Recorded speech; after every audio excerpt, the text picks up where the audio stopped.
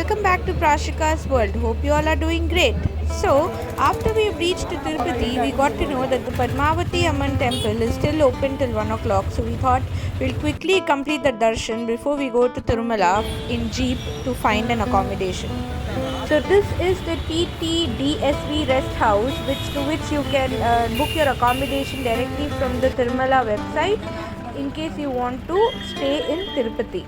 There are many more such guest houses that can be booked online, and the rates of it is starting just for rupees 100 and goes up to 1000 or 1500.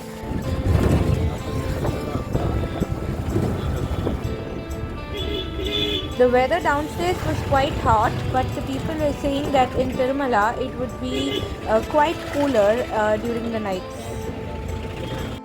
As I said, I had been to Tirupati 10 years ago, and from that to this time there has been a lot of enhancements that the city is trying to bring in, and still there are a lot of constructions that are going on to directly connect a highway from Renigunta to starting point of Tirupati, from where you can climb the Tirumala hills.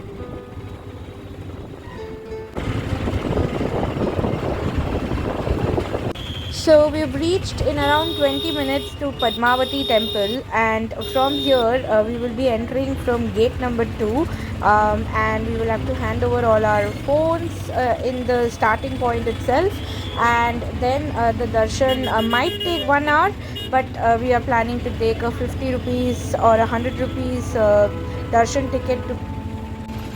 We saw the temple elephant entering into the temple. Her name was Kalyani.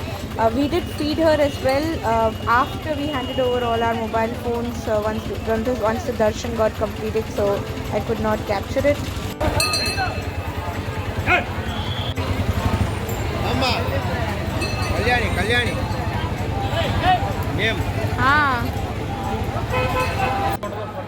At this point, we will have to hand over all our cell phones and cameras, and they will give us a coupon, keeping which we can collect it once again. The mobile phones have to be switched off. The left side is the temple, and on this right side is where the entry for the special darshan starts. This was the first time I had visited this temple, and I must say the darshan was divine. My brother was also given some kumkum as prasadam before he was leaving the Gopuram. And don't forget to collect the laddu, which is similarly like Tirupati. They are selling laddus outside, which is around 20 rupees, I guess. And the timings of this temple is from 5 a.m. till 1 p.m. and again from 4 to 8 in the night.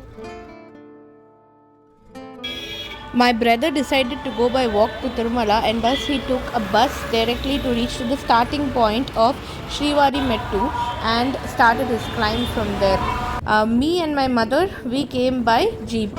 In this video, I'm going to show you the journey that my brother covered by foot, and in my next video, I will show you the beautiful scenic views of my jeep journey as well.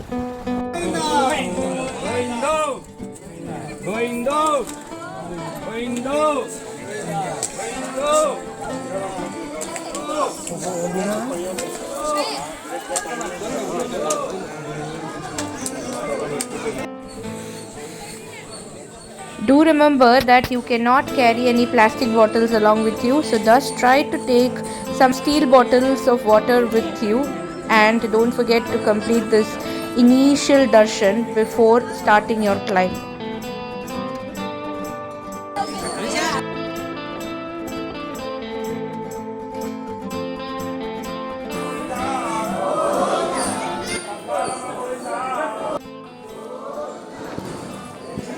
We are at Tirupati now, and the main temple of Balaji is in Tirumala.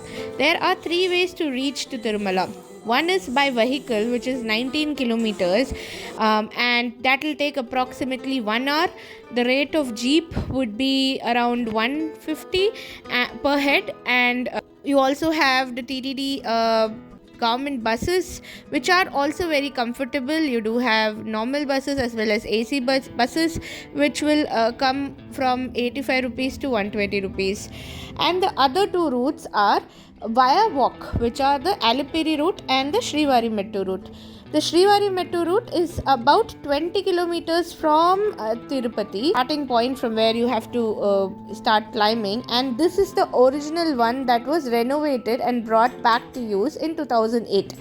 This is a little shorter route with 2388 steps to climb and should be approximately 6 kilometers and would take you around 2 hours to reach to Tirumala. As this was the first time for my brother, he chose this route to reach to Tirumala. The other route is Alipiri, which was built recently in the modern times, and this is a little longer route with 3550 steps to reach to Tirumala and 11 kilometers from Tirupati. It might take around 4 to 4.5 hours to reach by walk. It seemed to be a very difficult route to cover, but because the architecture of these steps are built in such a way that you don't have steps continuously, you have a pathway and then a few steps and again some pathway and then few steps, that makes the journey a little bit easier. There is a lot of belief that during this pathway, if you build houses out of stone, your wishes come true. So don't forget to do that in case you go by the walking path. Also, this route has to be covered barefoot. The last entry time via this path is going to be at 5:30 in the evening. The scenic view while climbing was really beautiful. There were a few such waterfalls across the entire journey that made the place very cooler. So on the way we do have such boards to show how many steps have been completed. So 800 steps are done and 1500 plus steps are still pending. There are private washrooms like this that are available for both men and women in the entire journey and they are quite clean. To get the Darshan of Balaji in Tirumala, you will have to book your tickets from TTD. But if you travel by these pathways, you do get free darshan tickets as well. Do research before going without a ticket, because without a ticket they will not give you the entry. We already had our special darshan tickets that we had bought well ahead, 2 or 3 months before the travel plan. Thus my brother did not get the free tickets available at this point. My brother had finally reached to the top of Tirumala. And it took him around 2 hours and 45 minutes to cover the journey, which was quite decent, and he was really satisfied. Meanwhile, we were traveling by jeep, and we will show you the beautiful scenic views that we had experienced at the entry point and towards the Tirumala hills in the next video.